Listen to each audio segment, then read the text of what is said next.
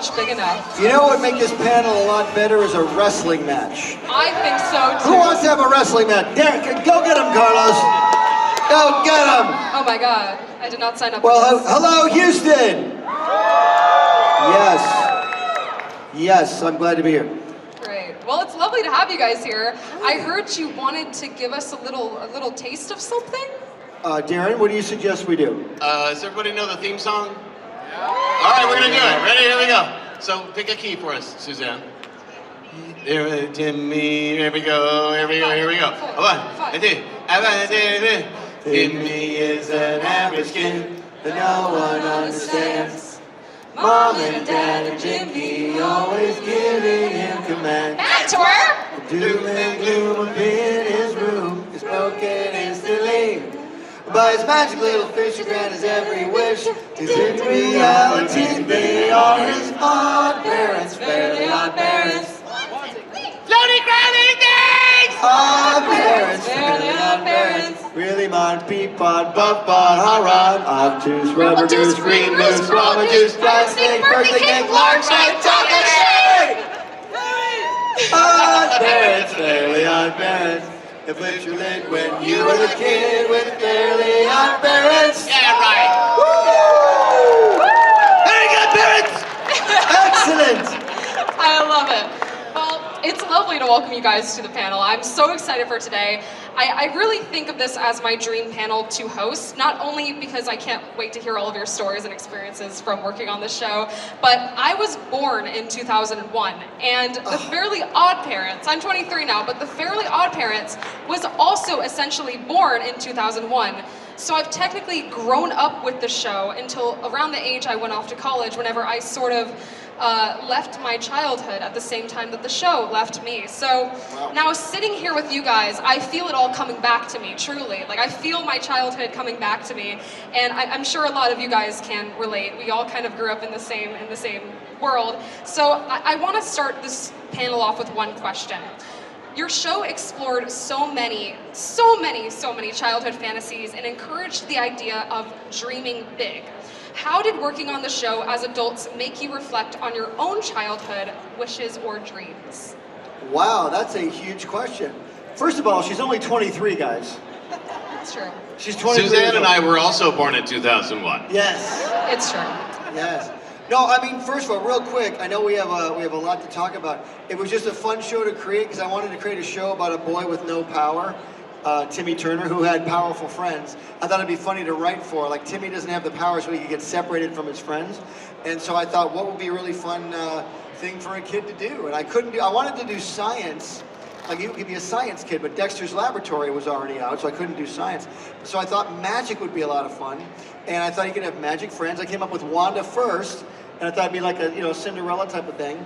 But I'd never seen a fairy godfather before. So I drew this character with green hair, and Seinfeld had just said that Kramer's name was Cosmo. His first name is Cosmo. His first name was Cosmo Kramer. I thought, that's a really funny name, so I named him Cosmo. That's where the show came from, but it was about giving a kid power who didn't have any. So I like that you said about that. It is about childhood, because what kid doesn't want to have fairies that grant his every wish? Am I right? Am I right? Exactly. Or a gigantic milkshake. Exactly. How about you guys? How does this? Now, what did you guys? Did you guys enjoy working on the show? How did it affect your childhood being born in 2001? Yeah. It kept me a child. Yeah, in 2001, I was 39 years old, something like that. 39 years old. So it kept me staying a child, and I started out as Billy Crystal Ball. Back when my Billy Crystal wasn't that good. Who knows now? But then Butch came up with a character was originally slated for another idea. And Butch said, do you want to try this character? He's got ears on his neck and he's crazy. And we came up with this, Timmy Turner, I know where you got those powers. Very good parents! And obviously screaming like that, no, Timmy, don't yell, you're gonna hurt your voice. My name's not Timmy, mother, whatever. So yeah, and working with these people, with Susanne and Daran and Tara and Jeff Bennett, who would come in, and Rob Paulson and Eric Bauza and Gray Delisle, you have to keep up. It keeps you young. That symphonic recording has helped me stay a child. I love that. I have my own. Yeah. I basically, that's an easy question. I never grew up, so it doesn't matter to me. It's all the same. No, it's great fun. And the most it didn't affect my childhood, but what affected me most was I saw Susanne on stage before I met her, and in a musical show, and she just blew my mind. She was so fantastic. And then we did the pilot episode, and I recognized, went, oh my God, I remember you from that thing. And then we got to sing together, which was the greatest thing for me. That's just, my whole childhood. I remember just singing and singing, and so to get to do that with her is the best. Oh, Try this one. Mike. Oh, Mike. hello. Mike. Oh, yeah. For me, I think the baristas at Starbucks got tired of me saying, I'll have a vanilla latte! Skinny, please! Such a soothing voice. I know. Three of the lights just broke. I think We've always said that, like, this is, like, people have said, oh, yeah, I would wake up with the Fairly OddParents and stuff like, I'm sorry. Because we are not exactly the most soothing show, but we had such a great time. I mean, just a joyful experience, and that's what I took from you get to laugh at work every day. It really isn't like work. You don't really work for a living at all. It's so much fun. So yeah, it kept us young for a long time. Absolutely. I love that. Well, Butch, the actors you chose to cast in this show are truly one of a kind, and of course I'm talking about this amazing cast. These three right here. You mean these three? Yes, they are. Incredible cast. You know, you have this image in your mind when you're creating the characters. So when it comes to your casting process, how do you know when an actor is the one? Are there any unexpected things that actors have thrown your way when auditioning? Oh, absolutely. Yeah. I mean, real quick, you know the actor's the one when they make you laugh, number one, when they can read what you gave, when you've written already something out and you give it to them. If they can do that, but then they can add to it as well and not ruin what you've written, that's great. But if they make you laugh, if you're doing a comedy, that's number one right there. And you guys, every single one of you made me laugh. And just real quick, for Carlos, the process was interesting. He came in to do Mr. Crocker's voice. And why don't you tell us that story? It's really funny. What happened? I don't know what the story was. Who I blended to make the characters? I just said, well, he's got ears on his neck, like I said. He's got the glasses hunched over. He's manic. Can't always find what he wants. Never find what he wants. But I thought of a little bit of Montgomery Burns from The Simpsons, Harry Shearer. But then I thought, he's also a little bit Richard Dreyfuss from Jaws. There is a huge shark out there, and we should not be on a tiny boat. And then I love Gene Wilder. You are not evil. You are good. So I combined Mr. Burns, Smithers, Revenge is a dish best served cold, Richard Dreyfuss, and Gene Wilder, say to give to get Very Good Parents! And there you have the story. So good. But yeah, that process can change. But when an actor comes in and can do something like that, and then give, because all three of them can just do entire pages of dialogue by themselves. I mean, Daran does the voice of Jorgen, and he does, you do Jorgen. He is correct. Don't you forget it. I will remind each and every one of you with the smashing. Then he does Cosmo. Right! Who's that again? And then he does Timmy Turner's dad. Oh, you better believe it. Now, who is that big guy in the middle? Hey, neighbor! Tinklebird. So when you get actors like that, you know you've hit gold. You really have. Because they can just give you just endless amounts of entertainment for a long time. The trust that we get from Butch to say, here's the character, go, run with it, right? And we had room. We had room to adjust things, and we would get notes back and say, okay, that was good. Can you try just a little bit? But we always knew what he was talking about. He has a way of directing and speaking to you that you know what he wants. That's key for any actor. To have the creator, producer, director, whatever they are, know what they want. And Butch knows what he wants. As I've always said this, Butch knows funny. And it's so much fun to give him that funny and make him laugh. There's very few things I enjoy more than that. But then he'd occasionally have the no. At least he's honest. It was like, Carlos, I want you to do this mailman. All right. No. But it's all in good fun. So. One of my favorite phrases was, let's try it with acting now. Let's try acting. That's great. Let's add the acting. And we'll do that in now. Amazing. Well, did you guys know what your characters looked like whenever you got the sides for the audition? Yes. Yeah. Staring we had at drawings, and the cool thing was we were able to mess with the character designs over the years because Fairly OddParents, fortunately, was one of those rare shows that could run for a very long time. So even if you watch like early episodes of The Simpsons or something, the characters start out one way, but then they evolve to look the final way. So we were able to really, really work on the designs over the years, make them cuter, make them more appealing, make them even sillier as we went along, you know. We Especially never changed. Cosmo, making sillier, right? Yeah, Cosmo, because when you first did Cosmo's voice, I wanted kind of a Phil Hartman, Troy McClure kind of thing. Right. We're magic. Ooh, magic. Ooh.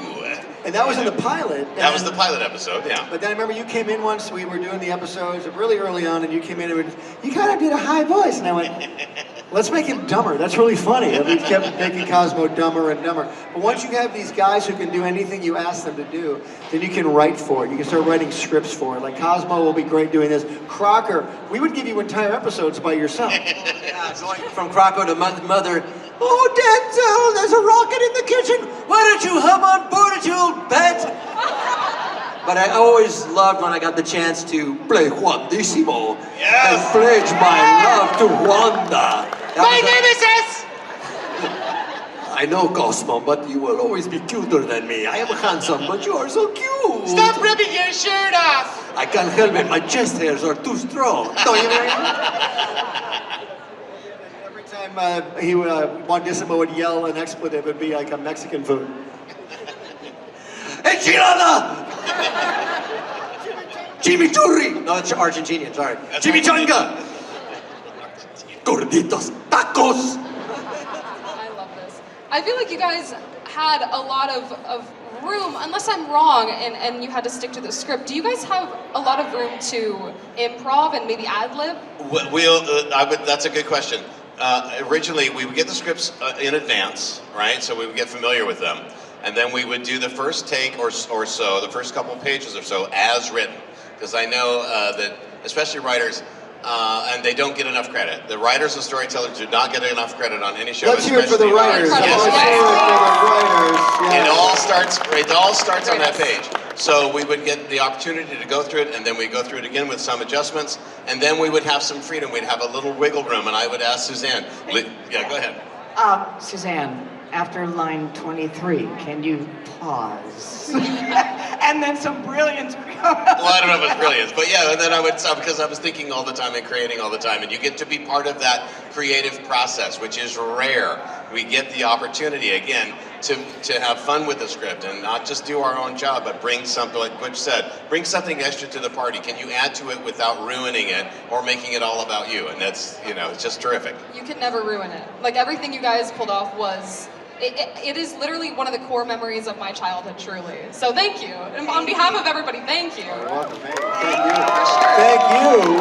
Hey, thank you all for being fans and watching it for so long, because it's run for so long, and we still are so fortunate to have fans out there like you. And there's even a new reboot of the series now, A New Wish. It's on Netflix right now, and it's just to even be able to create a property that would run for 1 year, let alone 25 years, is really, really a blessing. We're very grateful. It's amazing. Well, in the same vein as voice acting, you guys recorded all... That's kind of silly. I like people bouncing off each other. Because I used to watch Saturday Night Live and shows like that where the actors are just, they make mistakes in front of each other. We record, silly improv stuff. And it's just better when you have that energy of actors together in a room. And I truly, truly miss that experience. I think...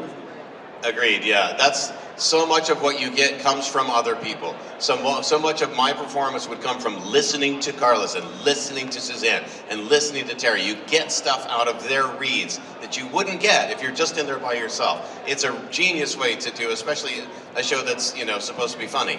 So. Yeah, and when we did New Wish, Daran and I were in, our isolation booths and over Zoom, and we couldn't do things simultaneously over Zoom because of the laps. So it really kills a lot of the energy that you're working with.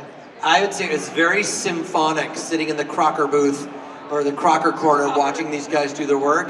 And I'm glad that I had a couple of years of voiceover under my belt, because if you were a cast member recording live with these other talented folks, I felt the pressure that you have to keep up. Butch's speed is a certain speed.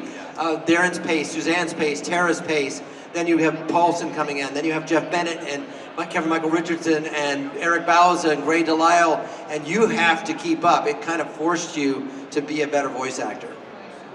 That's neat. One of the many cool things about these guys, they're all writers themselves too. They're not just performers. I mean, if I say, can you improv something here, it would take them a second and a half to come up with something. And then what was great too, we'd be in the room, we'd have a script we worked on, and you guys recorded it great, but I'd be like, this joke isn't working. And I would turn to the writers, and we would come up with something, and I'd throw it to you guys, and be like, okay, well, how about this? And then be like, oh, that's great, let's do that. You know, that's funny. And then it would make us laugh, because we would call Fairly OddParents a hole that you pour jokes into. It's like, just keep throwing jokes in. Every line had to be funny, and if it wasn't, we had to make it funny. And I hope you guys thought it was funny growing up. We really enjoyed doing it. 1,000%. I mean, I feel like a lot of my sense of humor nowadays comes from being raised by you guys, like essentially, truly. We have a bill to give your parents for all the babysitting. Yes, Exactly. babysitting bill. But Carly, I need to apologize to you personally. Please never do. No, you don't never need to, truly. Well, I remember you mentioning all the guest stars that were on the show, and there were literally so many memorable recurring characters and guest stars like Tom Kenny and D. Bradley Baker, and even Norm Macdonald at one point. We had Norm Macdonald. We did an episode where Timmy finds a magic lamp and rubs it, and a genie comes out. And the genie thinks he's cool because he can give Timmy 3 wishes, but Timmy's like, I don't care, I have fairies, I get as many wishes as I want. So the genie's like, and we had Norm Macdonald do it, he's like, what are you talking about? I'm a genie. Come on, Norm. That's a great And so we're like, we gotta get Norm Macdonald, and Norm Macdonald came and did it and just slayed. It was so funny. And then we brought that character in. Well, I'm off to destroy Canada. Yeah. They've had it too good for too long, you know, stuff like that. But yeah, we had Adam West come on as Who are Catman. your favorites? Like, who are Adam each West. of your favorites? We had Adam West come on as Catman, and growing up watching Batman from the 1960s, it was a real hero of mine having him come on, and we had so many great people come on. Jay Leno as the Crimson Chin, so fun. Justice! The jaw of justice. The jaw of justice. Jay Leno was funny. It's like Jay Leno's coming in. What does he like? Any particular food? I hear he likes pizza. We ordered like 20 pizzas. We didn't know what you want. He comes in like he's going to be here for 4 hours. We just okay, we cool. He walks in. Hey, how's it going, everybody? Oh, this is the script. All right, great. He comes out. Let's roll. Are we rolling? Okay. And he, okay, bye, everybody. And he leaves. He's gone. Out. He was there for 10 minutes. So we had a bunch of pizza and just talked about Jay Leno after he left. His character ate the pizza, that's why he has that chin. Exactly. Conspiracy theory. Exactly. Yeah, so it was fun having, but what I loved about the guest stars, we only brought guest stars in that fit. We never did it for like star power, because kids don't care at all if they're on. They love the show. Doesn't matter if there's a star on the show, you know. Very rare instances does that matter. So as long as they would fit and they were a good sport and could come in and kind of make fun of themselves a little bit, we would have them on, you know. But again, they had to hang with you guys, which was very hard, you know. And it's very absolutely. So, but guest stars were great, and you know, we had a lot of. And imagine going for 25 years trying to write new episodes all the time. Like, and Fairly OddParents was a half-hour show, but there were 2 stories in every half hour, and every story had to have a beginning, middle, and an end. So 9 or 10 years in, we're like, well, we did that story already. Well, we did that one. What if it happened to this character instead? You know? And people always say, I'll get people at cons like this, why did you add that character? And I'll say, well, it had been 12 years, and the network was going to cancel the show unless we added this particular character. So my job as the producer was to keep people employed as well. Because I've got a crew of like 100 people, all these amazing actors, and you want to keep people working. You really do. I want to keep myself working. So if I can keep the show going, you get another 3 years out of it, and not compromise it in any way, but still do it creatively. And if it means I'm adding, you know, Timmy gets a magic pet, or you know, they have a baby named Poof, or whatever it is, you want to make that work because it keeps everybody employed. So that's one other thing too. But again, we get to have fun. When you get to hang out with your friends all day long, don't you guys want to do that all day long and goof off? I mean, I got to goof off every day. It was a blast. It was so much fun. Well, it's a shame you guys don't get along. Oh my gosh. I know. Well, you can definitely tell through the show. Like, you guys are just the best. So, I have 2 more questions for you guys. You guys want to hear 2 more questions? Do you want to? We can't hear you. Do you want to hear 2 more questions? All right, very good. I worked really hard on these in my hotel room, so please be proud of me. Thank you so much. Here we go. So listen, if you could have your own fairy godparents, what would your first wish be, and how would your childhood self have used the magic differently than Timmy? Oh my goodness. You did spend a lot of time on these questions, didn't you? Yeah. My first wish would be, how can I get to nap anytime I want to without other people knowing? Can you make that happen? What's the second part of the question? You were perfect. You were perfect. Who would your fairy godparents be? Who would they be? They would be Antonio Banderas and Diane Lane. Perfect. Mine would be Elvis and Michelle Pfeiffer. Nice. There we go. Nice. Elvis. Who wouldn't want Elvis as their fairy godfather, right? Hey man, we're gonna make a wish right now. Hey, what do you wish for, man? Hey, you want something deep fried? Absolutely. I think my fairy godparents should be Sean Connery Yeah. and perhaps who am I thinking of? What? And Will Ferrell. Yes.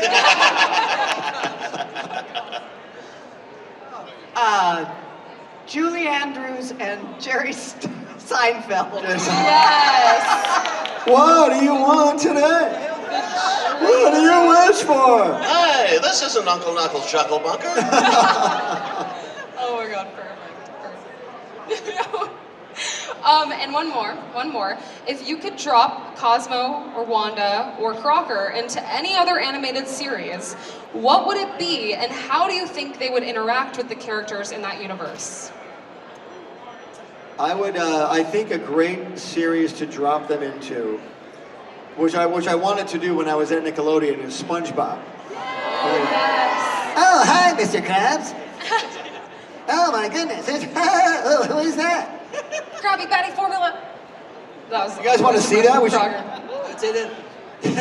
He makes minimum wage! How can that sponge afford a house? It must be fairy fish parents! Oh my gosh. Sponge Boy me Bob.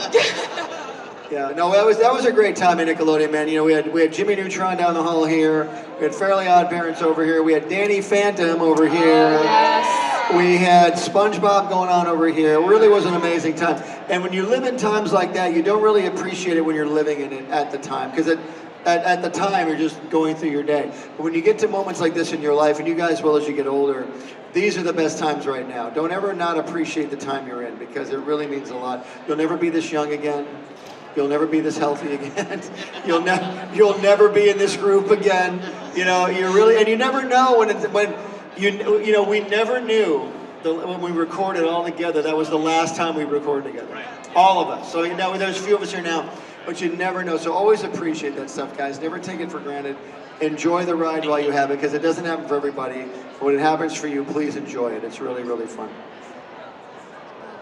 Amazing. And, yeah. Well, that's a good place to end. You can applaud for that. Yeah, you can applaud for We that. don't have to add to that. That's perfect. Yeah, that's perfect.